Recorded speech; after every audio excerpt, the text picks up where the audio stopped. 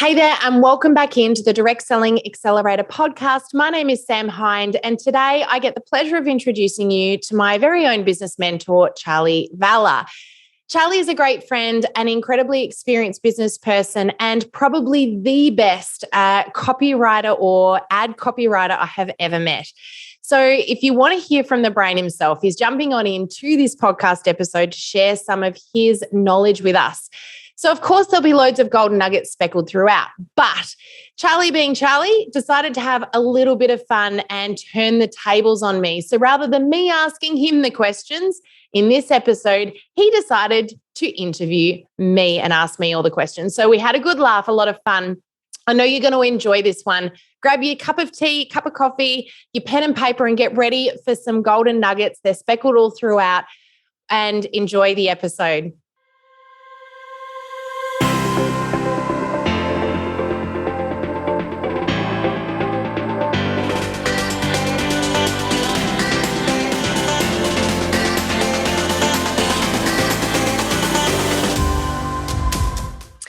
Hey, everybody, and welcome back into the Direct Selling Accelerator podcast. My name is Sam Hind, and I am super excited today. And also, I'm going to add just maybe a tiny bit nervous because this is a very different episode, but I get to introduce you to the amazing Charley Valher from Valher Media. Welcome on in, Charley. Thanks for having me, Sam. Pleasure. Although I've got to say, I feel like I've been railroaded here because I'm not actually asking the questions today, and anything could happen. But Charley, let's just start by telling everyone a little bit about who you are, because we've known each other for a very long time. We know each other very, very well. But just by quick introduction, Charley, can you tell everybody a little bit about what Valher Media does? Yeah, sure can. So I like the simplistic. Obviously, it goes much more complicated than this. But in summary, Valher Media is a company that builds podcasts and YouTube channels. That's our specialty. Now, there's a whole bunch of stuff that goes into that, whether it's producing videos, recording videos, editing videos, making social media posts and video clips, as well as running a lot of ads. We do a lot of YouTube and a lot of Facebook ads as well. So that is the world I play in. We're a service business, and then we also do some training as well. Now, Charley, I've had the absolute privilege of being able to work with you for, I'm going to say, I haven't even worked this out. What would it be? Maybe 5 years now we've been working together for? We have. Wow, gosh, time flies when you're having fun. Charley has always kind of been my content guru. You just called yourself a content extraordinaire. I kind of like that. I think that's catchier than content. I was almost going to go connoisseur, but I was like, I don't know.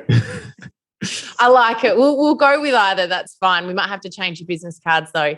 Charley, we've had a long working relationship together in that when I first sort of jumped into the space of business, you know, there were lots of elements where I felt a little bit raw, a little bit like, I kind of need someone who knows what's going on in this space, particularly moving into podcasts, which is exactly what we're doing here. And I've got to say, I'm very grateful for you, Charley, because you gave me a very big push. It took you 2 years of pushing, but eventually you got me over the ledge, and here we are with the podcast. And so I've got to say, I'm very grateful for what you guys do and for the amazing team that you've got behind you. And I'm sure all our listeners are grateful for you guys as well, because without Charley here, you wouldn't be listening to this podcast. Oh, big thanks. And I'm incredibly biased as I say this, but I still think podcasts are the best. I look at it and go, it's just such a better medium and conversation. You get to, the short form stuff versus the long form stuff in my mind is just non-par. I realize the world has changed and maybe I'm a dinosaur in that realm now, but it's so interesting. But nonetheless, going to be a fun time today. Yes. So I'm both nervous and excited because, Charley, instead of doing the normal, which is where I bring a guest in and I think about all the great things I want to know from that guest, and I plug some questions in and we have a good chat, we're reversing the roles today. And since you know me really well, that could be scary because who knows what you'll ask. You've given me a couple of questions here, which I've had a bit of a think about, but, you know, I'll hand over to you. I'm going to let you ask away and do your thing. Well, I will mention something. This conversation wasn't random. I will say in the last few years, Sam, I've seen you shine on social media in a huge way. And I would go as far to say, as you know the platforms far better than I do. And I wouldn't say I know them lightly. This is something I've certainly been around the block in. Now, in even forming my own plans, this is something where your opinion kind of weighs into me. So what I want to do is ask you 6-ish questions, maybe a few more, maybe a few less. around what you think is going to work and not work in 2022. So much like myself, the audience can get around the ideas of how they maybe should be thinking about their approach and what they can do better or what they should avoid. So are you ready? This is going to be the moment. I'm ready. I've got some notes here. So let's dive on in. Hit me. All right. So let's start with a heavy hitting one right out of the gates. What are you no longer doing and no longer encouraging for your students in 2022 when it comes to social media? I've got a couple of answers to this one, but the first thing is being outwardly driven. And I'm actually going to tie this into both social media and businesses in general. One of the things that I noticed, particularly last year, but really over the last 24 months, is that people are making important decisions for their business and their own social media based on what other people are telling them and what other people are doing rather than what would be the right thing for them to do. So what I mean by that is there are a lot of people that will teach you various different things out there in the marketplace. Many people are not specific also to direct selling. And what happens with that is you end up going off on a bit of a tangent that takes you in maybe the wrong direction. A good example of that is when you're watching another influencer, maybe in another industry that's kicking butt on social media and doing amazingly well. And you think, if I want to do well, I need to do what that person is doing. So you start mimicking and copying that person. And what happens is you end up totally going off track. You're not being yourself. You're not considering who your ideal customer is. You're not even being strategic. You're literally doing what someone else is doing because it seems to be working for them. And so being outwardly driven in what you do with your social media can be a really big mistake. And I see a lot of people doing this often. It also happens within the industry too. You'll often get a leader or somebody who's doing amazingly well in their direct selling business will stand up and say, hey, I've cracked social media, or I've cracked Facebook, or I've cracked Instagram. And if anyone wants to do it and they want to do well, they need to do exactly what I'm doing. And so follow me exactly. And although for some people that might work, for majority it doesn't. And the reason it doesn't is because we all have our own voice. We have our own people, or we call it a tribe. You've got your own perfect flavor that makes you you. And so that's one of those key things that I think is really important to make that the core of your social media strategy when moving forward. The other thing for me, just from a personal perspective this year, when it comes to not being outwardly driven, is also not allowing the chaos that's going out there in the world right now affect the decisions I'm making to grow my own business. So I'm going to kind of turn a bit of a blinker on to the world this year, and I'm going to focus on what's going on here and how I can have an impact and how I can connect with my ideal customers and how I can provide value. And I'm just going to let the world continue to be chaotic, but I'm not going to let it affect me maybe the same way that I have over the last 18 months. What a great answer. This, strangely enough, this one's actually very preeminent in the podcasting industry. I would say once a month, someone comes to me wanting to be the next Joe Rogan, and they don't realize that's probably not the best way for them to do it. It's a dangerous path to copy others and not bring your situation in. Be the next you, be the new you. That's, and at the end of the day, that's who they're going to connect with. If you try to be Joe Rogan, it's already been done. Do something unique. Completely agree. All right, next question in the fire round here. Although you handled that one pretty well, I'm not sure I get to call this the fire round anymore. All right. So I want to go a little bit more platform based here and say which platforms. So this is like we're talking about the social media platforms here. Do you think are going to do well and not well in 2022 for the direct selling industry? I feel like in answering this question, I feel like the dinosaur here because I feel like I repeat myself a lot with this.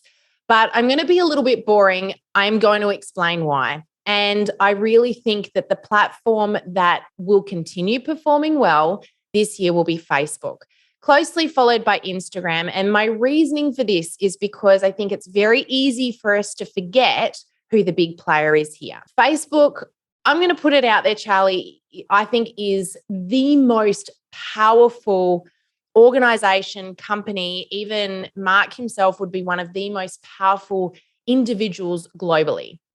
Now, if any other platform comes up, we've seen it happen time and time again. We saw it happen last year with Clubhouse.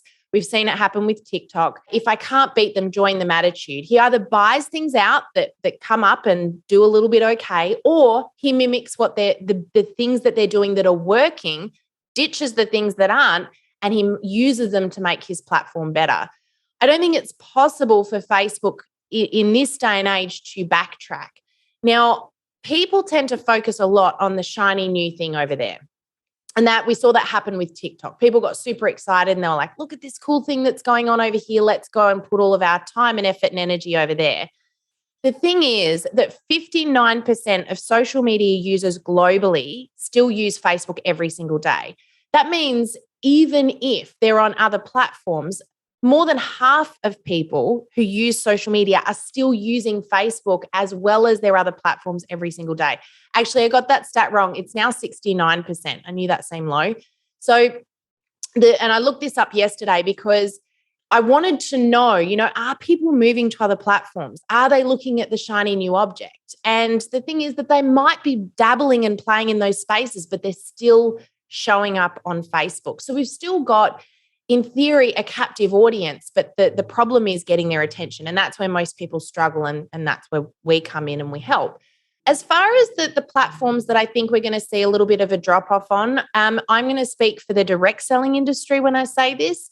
I really feel that TikTok is one of those platforms that I think, you're putting your time and effort into that, I think will be a little bit of a waste of time. And I say that I'm being very careful with this because this is a Sam prediction here right now, but we've seen that TikTok did a lot last year in banning direct sellers on their platform, particularly in the US. There's a lot of fight that went up against that, particularly by the DSA and various other organizations and companies and agencies. But because of that, I think we're seeing a big decline in the success of TikTok in this industry. And what you don't want to happen is to put all your eggs into that basket only to find that tomorrow some ruling gets made or a new policy gets put into place that means you have to literally start your social media presence again somewhere else. So for me, I really think it's Facebook and Instagram, noting that Instagram is owned by Facebook. So that answers that question. It's a really interesting point about like reels and shorts, right? These are these new things that have rolled out, and that's kind of like TikTok. But I was thinking about what you were saying then. It's like, does anyone even remember Snapchat? The stories are everywhere now. It's kind of like, now I got this wrong the other day. I said Squarespace, but I should have said MySpace. That's how well I remember it. Do you remember MySpace? Definitely. Now, MySpace didn't adapt. And, that was right at that time that Facebook popped up. And so they were sort of born at similar times. MySpace, I think, was first, actually. I could be wrong in that. But the thing was that Facebook adapted beyond where they adapted. And it's kind of like that now. The thing that's really interesting about Facebook is that they're moving into some amazing technological spaces. You just mentioned Reels. We also saw Stories come out last year. Reels are coming out this year on Facebook. They've already been introduced in the US and they're going to be slowly drip fed out in Australia. We're expecting probably second to third quarter of this year. And although I could be wrong with that again, because Facebook tends to change those timelines quickly. But what we're seeing is a big shift where they are taking on those tools that are working for other platforms and they're adapting them to their own. The other thing, which I know you and I have had a conversation about before, is the virtual world that Facebook's moving in. And, funny story, when Mark Zuckerberg made his announcement towards the end of last year, did you see that keynote he did speaking Absolutely. about? Yeah. So talking about the new virtual spaces and workspace and the ability to be able to literally have a second world that you work in, insanely powerful. But I actually went out and bought off the back of that an Oculus because I thought, hey, you know what? I need to be across everything that's going on here. But when it arrived, it sat in my office and I thought, it's another piece of technology I'm going to have to learn. And I didn't, it sat there for about 2 weeks. Until my 12-year-old son walked in the door in my office one day after school. Did I tell you about this? Absolutely. I think this is where the story gets that you turn into cool mum. I turned into cool mum. He walked in the door and he sort of threw his bag down on the floor and, it's tired at the end of the day. And he looked at me and I went to give him a hug and I saw his eyes go to the bench behind me and they lit up. And he just looked at me and he went, oh my gosh, what is that? Now, it's just in its box. It's sitting on the bench here. And I just went, it's it's an Oculus, but how do you know what that is? And he goes, Mum, the question is, how do you know what that is? That is one of the coolest things out now. I can't believe you've got one. Whose is it? And I said, it's mine. And he goes, you are officially the coolest mum ever. I love that story. I really do. So I had to go home. He asked if he could help me unbox it. And so the Oculus came out. The moral of the story here is, though, we actually jumped in and had a really good look around. And, needless to say, it's been kind of the family toy for the last month. But I am blown away at this virtual world that we're entering into and what's possible here as well. So my point being, Facebook is doing some massive things, and it's only the tip of the iceberg right now. I'm going to ask you a reverse question of that. Do you feel that Twitter, Pinterest, or YouTube have any relevance in your industry? Oh, that's a really good question. Look, I think that they're three very different platforms in themselves. So when it comes to Twitter, Twitter is so much more about sort of the trending news. So when it comes to direct selling, I think it's probably not going to become a space this year for direct sellers. Certainly some will enjoy being on that platform because they enjoy what it is. Do I think it's going to become a heavy hitter as far as a platform for direct sellers attracting their ideal customers? Probably not. YouTube, I think, is a different story, though. We know that video has really been trending hard in the last few years, and that trend is only continuing to grow. YouTube's been a very interesting one because it's now linking in so much more with other platforms. So we saw the rise of video on Instagram over the last couple of years, and that in itself is shifting and changing this year as well. So Instagram are changing the way that they deliver video. And so I guess I'm going off on a bit of a tangent here. I think YouTube's probably going to play a much bigger part. So if you are doing a bit of video at the moment, I think it's well worth getting a bit of a presence on YouTube as well. And one of the things that I think you taught me, Charley, was if you're going to create a video, use it in multiple different ways. So don't do loads more work. Use the work that you're doing wisely. And so I think that goes for utilizing them on platforms like YouTube, etc. Yeah, I concur. YouTube is one I certainly have my eyes on. I think it's already a juggernaut, but I just think it's where everything is going. Video is going to get bigger and bigger. I don't know, it's already huge. All right, next question on the list then, Sam. You're answering these well so far. I thought I would have caught you on the Twitter comment. You were prepared? No, not yet. All right, so this kind of leads into what we were just talking about before, and this is where we come to types of content. So specifically, if you go back 5 years ago, text was very dominant. Maybe a few images was more of the posts we did. Today, we see more video, we see more stories, we see a whole bunch of things in a variety of ways of delivering content. What content types do you think are going to be the either most popular or best performing in 2022? Yes, I think I've probably already kind of answered this, but I'm going to elaborate a little bit more here. Video is a no-brainer. I think wherever and whenever you can produce video is always going to be really, really powerful. For some people, that's a scary concept because showing up on video can be quite daunting.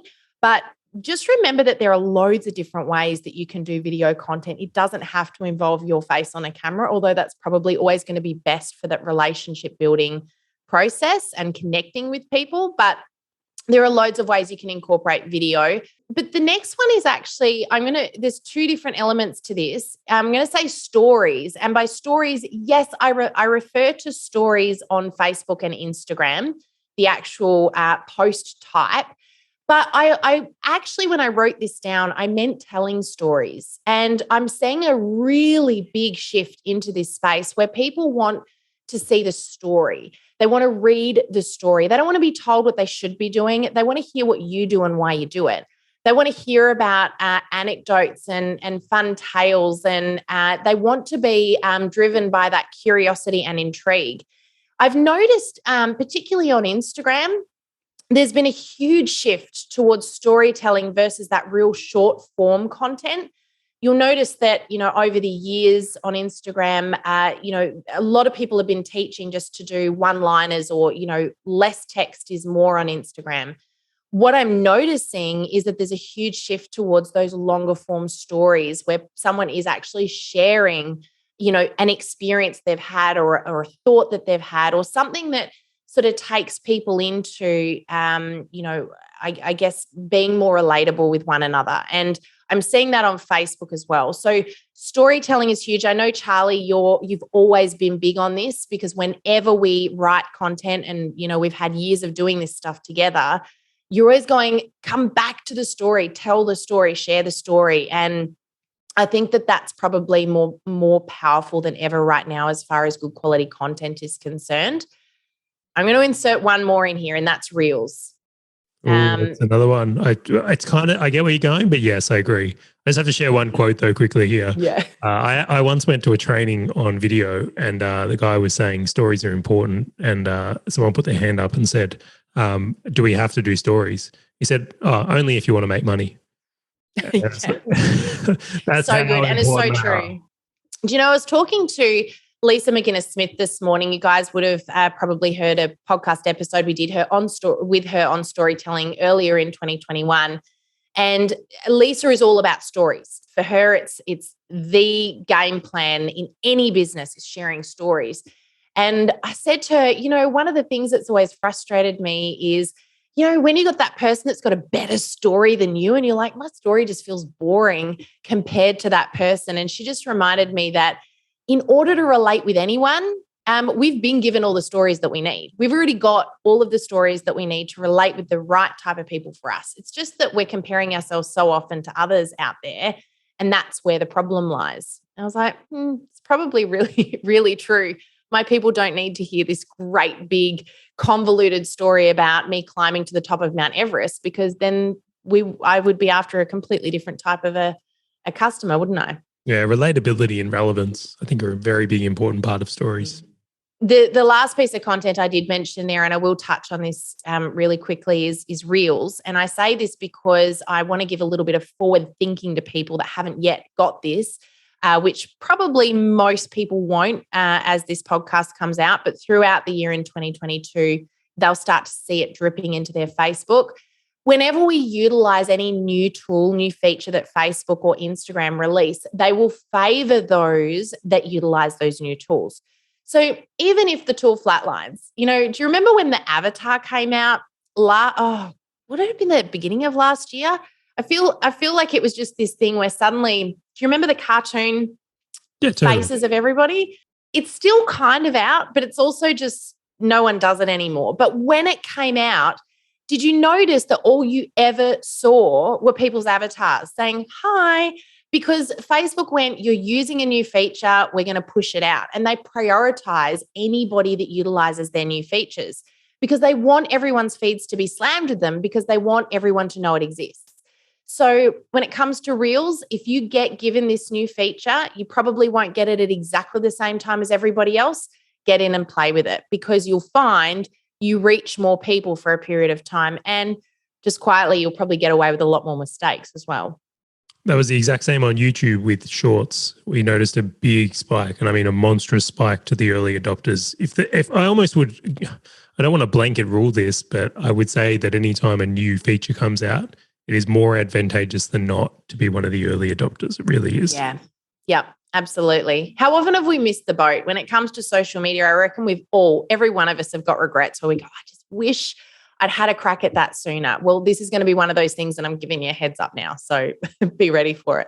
I don't know if it's me just becoming a grumpy old man, but it's like we definitely get stuck in our ways, right? We find something that gets a little bit of success, and then we bed in, where I think a lot of the opportunities, like learning and seeing the new stuff, like what you get up to, Sam, that makes a huge difference in getting results. Yeah. Yeah. Yeah, absolutely. Next one on the list, Sam, you ready? Yeah. If you were starting from scratch today, what would you focus on first? I love this question, because I actually did do this. If you remember, we renamed the business, would it be like 4 years ago now, maybe? And we switched for a number of reasons. But at that time, we needed to make the decision to completely start from scratch. So we started with a new Facebook page, and we actually recorded everything we did as we did it, because we knew that we were practicing what we were preaching. We were going to be able to show people that it worked. And the really interesting thing about that was in order to do that process, I had to go back to the grassroots. And I wouldn't change much about that process today. The first thing that I wrote down, because I jotted down a couple of notes about this one, because I didn't want to miss any of the important elements that I think would really matter right now, particularly in the direct selling industry. But the first one's actually something that we still do every single day. And that is not focusing on the social media element as much as it is focusing on the relationship building, networking, and connecting element, because that then has a part to play with your social media. So what I mean by that is I don't sit within my Facebook page and wait for people to come to me. If I do that, it's kind of like having a shop in an alleyway somewhere, never doing any advertising, not having any signage, and sitting in there and just waiting for people to very randomly stumble across me. You've got what are we up to now? I think it's a bit over 2.3 billion social media, Facebook profiles. So Wow. You're talking a very busy place here. And so it's important to get out of your page. And so the first thing I would encourage you to do, and I would do if I was starting again today, would be to get out and relationship build, connect with other people, comment on other people's posts, connect with the people you already know and make sure that they know that you've got a page there and draw them in. And then networking as well, picking the phone up, sending emails, and just doing that relationship building process. So that for me would probably be the number one thing. It's still something that, like I said, Charley, we do every day. And I know that when we catch up, it's one of the things that we talk about the most is that networking and connecting process that we go through even as an established business, and building those meaningful relationships, because that in turn turns into, a greater social media reach, turns into more fans and followers, more people that are connected and relate to you as well, because you've got real relationships, not just, random ones that you've formed with people that you're never, ever going to meet. Still surprises me how many people haven't connected the dots that they're not separate worlds. No. If you are doing offline activities and online activities, they compound together to make something greater. It's a very, I still find that fascinating that some people treat online just as online. And I think they're missing out as a lot of opportunity.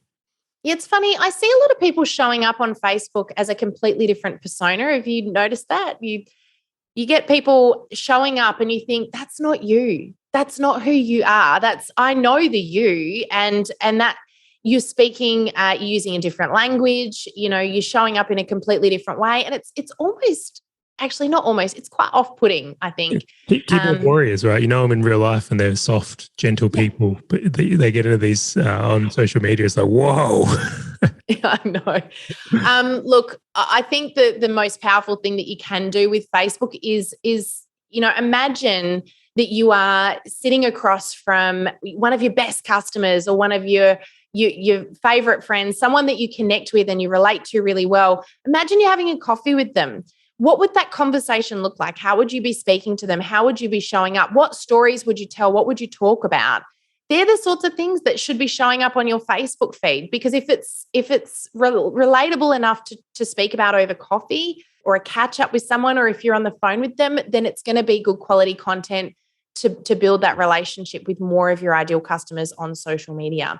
When we show up and we speak in an entirely different way and we share completely different stories, in many cases, other people's stories that we've just made our own, it's not real, it's not relatable, and it doesn't work. Yeah, amen on that. I do a cheer sound effects, but I'm worried I'll press the wrong button. I know we've got sound effects here, but they're lights. I don't know why they don't have on there what they are. We could end up with anything. No, I'm not going to do it. All right. Well, next question in the lightning round here. That isn't a lightning round, but we'll still press on. All right. What do your best students do, or the most successful ones that are getting the results, do differently to the ones that don't?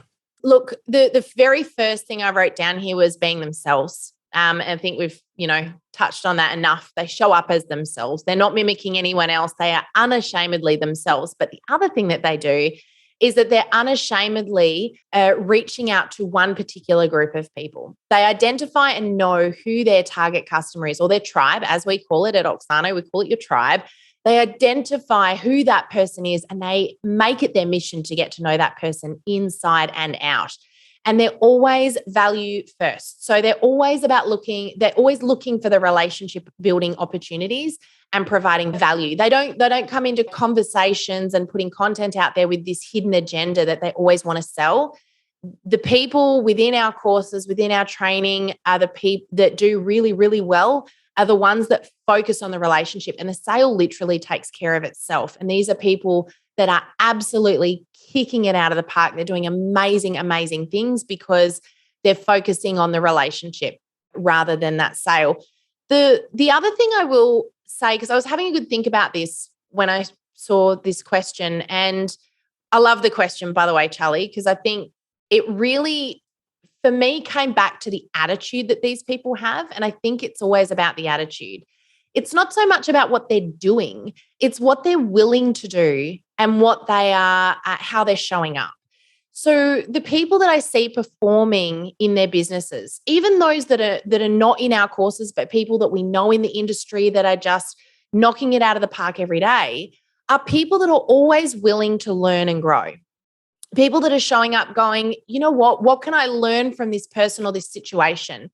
They've got an attitude of growth versus they're not know-alls. They don't come into things going, hey, I already know all the answers to that. You can't teach me anything I don't know. They're always looking for an opportunity to grow, develop, and learn no matter who they come into contact with. And they suck information up like a sponge. And I think that's so insanely powerful. Yeah, I agree with that. The best business owners I've met in my time have always been perpetual learners. Yeah, always. It's not an anomaly. It's like it's always. You and I were having a little argument a couple of weeks ago, actually, Charley, about argument. Learning. I don't remember this. Yeah, I do, because I was telling you about audio books, and you said to me, "Nope, readers are leaders, and unless it says audio book listeners are leaders, I'm not." We got talking about the best way to be learning. Do you remember that conversation? It's coming back to me very quickly here. And do you know what? I stand by my comments. I know there's a whole bunch of people that are going to say, no, Audible counts. Look, as soon as I see the quote changed, I'm happy to change as well. But I'm sticking with readers are leaders. Yeah. We go with that because I do read, but I tend to get really busy. And so I also listen to audiobooks in the car, and I want it to count. I need it to count. I'm not competitive. Not competitive at all. But I will say that is just my opinion. I'm sure that for many people, I must say what's fascinating on that point is I think I've actually learnt way more from podcasts and YouTube channels in the last 12 months than I have from books. And that is so unusual for me to say. I don't know if the content's getting better or I'm listening to things that are expanding my mind, but certainly it's like YouTube and podcasts used to be like for drop kicks, right? It never used to be for like people who were actually good at things. It was like ham radio or just, and I don't want to offend any ham radio people, but it was a group of oddballs that were just trying to do things for fun. It wasn't the world's best education. I don't even know what ham radio is. Is that bad? It's like CB radios kind of thing, is what I would say. You see different times. But where I really look at that though is that the quality of content coming out on these platforms has just increased so much. It's fantastic. Yeah. Speaking of audio, actually, that's something else to point out here. I mentioned Clubhouse earlier and how we saw a bit of a shift in. Did you ever sign up to Clubhouse? Did you ever listen to it? I tried so hard to like it. I really did. And I just couldn't work out what was going on. Yeah. So it's a funny one because it went the way it was amazing marketing. The way that they launched it was that you could only join Clubhouse by invitation. And everyone only got given so many invitations based on how much time they spent on Clubhouse. So it became quite an exclusive thing to become a part of. And I jumped on, we had a bit of a discussion about that last year too, because when I first jumped onto it, I thought it was fantastic. There were so many amazing top world experts jumping in and playing with this platform purely because it was exclusive.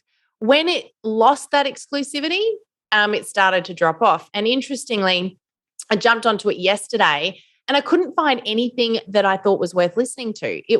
All of the channels I'd signed up to had died and were gone. But where I'm going with this is that Facebook noticed that there was a little trend and that people wanted to be able to listen to content while they were on the fly without having to watch something all of the time. And so Facebook has brought in audio rooms, which are they're planning on releasing into groups this year. So you'll actually be able to have a version of Clubhouse going on, which they're going to call audio rooms within groups. So you can have that audio component as well. And of course, they hooked up podcasts this year too for that same reason. So podcast for the win. That's what I heard. No, but that's another example of them ripping features. I shouldn't say ripping. I should say modeling, taking features they can. I think they're taking what works. They're filtering it and they're making it their own. And that's what we would say to anyone when it comes to social media content. Observe, look at what's working, take the things that work, make them your own. And Facebook is the perfect example of that. All right. Well, last question for the lightning round now, Sam. Do you have any other predictions for 2022? I've jotted down, I think, again, we've talked about some of the things that are coming. We already know they're coming, so I can't predict that. But what I will predict is that I think there's going to be a much greater shift towards promoting individuals than businesses. And I think this is going to be huge for the direct selling industry because, you guys have all got businesses where you are the thing that you're selling. You show up thinking you're selling the product from the company that you're with, but really your customers are buying you, your expertise, your experience, your story.